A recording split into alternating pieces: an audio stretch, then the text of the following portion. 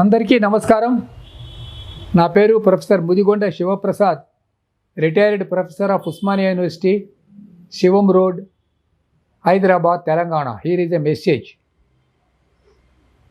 America అధ్యక్షుడు Donald Trump Bharatadesam మీద సుంకాలు విధించారు. దానివల్ల భారతదేశం మీద ఆయనకున్నటువంటి కోపం తెలుస్తూ ఉంది.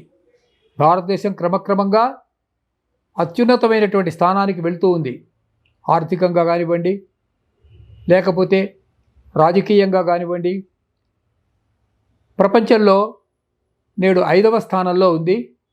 అది 3వ స్థానానికి వచ్చి 2047 నాటికి 1వ స్థానానికి రావాలి అన్నటువంటిది అది ఒక లక్ష్యం, అంటే టార్గెట్.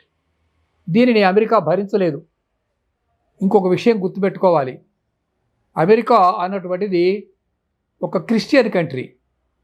వాళ్ళు భారతదేశంలో ఉన్న వాళ్ళందరినీ క్రైస్తవులుగా మార్చాలని ప్రయత్నిస్తూ ఉంటారు. కాబట్టి ఆ కోపం ఎడుదిరిగి ఉంటుంది. ఇప్పుడు ఒక విచిత్రమైనటువంటి రాజకీయ పరిస్థితి మన దేశంలో ఏర్పడింది. ఎప్పుడైతే ట్రంప్కు ఇండియా మీద కోపం ఏర్పడిందో అప్పుడు ఇండియాలో ఉన్నటువంటి మన రాజకీయవేత్తలు ఏం చేశారంటే చైనాకు దగ్గరగా వెళ్ళాలి అన్నటువంటి ఒక ప్రయత్నం మొదలుపెట్టారు. మీకు తెలుసు కదా, 2-3 రోజుల నుంచి జరుగుతున్న పరిణామాలు. అంటే ఇండియా, చైనా, రష్యా ఈ 3 కలిపి ఒక బ్లాక్గా మారాలి అన్నటువంటిది. చైనా జిత్తులమారి దేశం, డ్రాగను నమ్మదగ్గ దేశం కాదు. ఎప్పుడు సమయం వస్తే అప్పుడు మన దేశాన్ని ఆక్రమించుకుందాం. టిబెట్టుని, లడఖ్ను, అరుణాచల్ ప్రదేశ్, మేఘాలయ ఇట్లా మెల్లగా ఆక్రమించుకుందాం ఛత్తీస్గఢ్లోకి మావోయిస్టులను పంపి. కాబట్టి చైనా నమ్మదగ్గ దేశం కాదు. అమెరికా దుర్మార్గపు దేశం అయినట్లే, ఆర్థికంగా దుర్మార్గపు దేశం అయినట్లే, వలసవాద దేశం అయినట్లే చైనా కూడా దుర్మార్గపు దేశమే. ఏమీ నమ్మదగ్గ దేశం కాదు. China is not believable.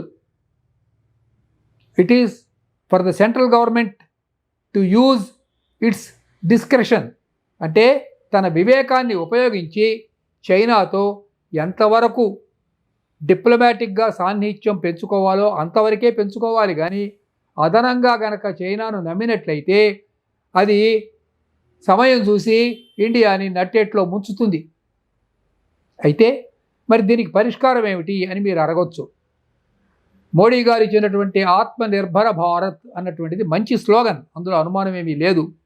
అంటే సెల్ఫ్ సఫిషియన్సీ, అటు అమెరికా మీద కానీ, ఇటు చైనా మీద కానీ, అటు రష్యా మీద కానీ ఎవరి మీద ఆధారపడకుండా మన ఆర్థిక పరిస్థితిని మనము స్వయం సమృద్ధంగా ఉంచుకోవటం అన్నటువంటిది ఎప్పటికైనా మంచిదే. అమెరికా మన మీద ఆధారపడే పరిస్థితి కనుక తీసుకొని రాగలిగినట్లయితే అప్పుడు నిజమైన విశ్వగురువు కాగలుగుతుంది. ఊరిగా చంకరు కొట్టుకుంటూ మేము విశ్వగురువులం మేము అని చెబితే అదేం ప్రయోజనం లేదు, ఒట్టి మాట. నిజంగా భారత ఆర్థిక పరిస్థితి స్వయం సమృద్ధంగా ఉండాలి. మన జీడిపి బాగా మంచి వృద్ధి స్థాయిలో ఉండాలి. నిరుద్యోగి అన్నవాడు ఉండకూడదు ఇండియాలో, గుర్తుపెట్టుకోండి. నిరుద్యోగి, అన్ఎంప్లాయ్మెంట్ అన్నటువంటిది ఇండియాలో ఉండకూడదు. అంతేకాదు, వాస్తవం చెప్పాలంటే ఇవాళ మన రూపాయికి విలువ లేదండి.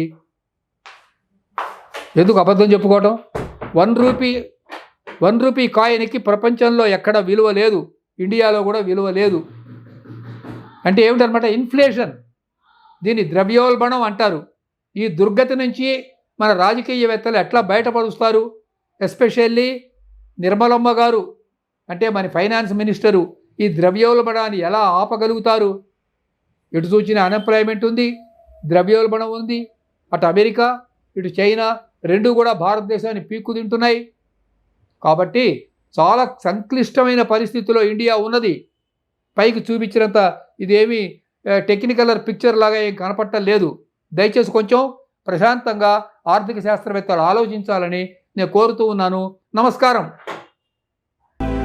Mind Media, the voice of India.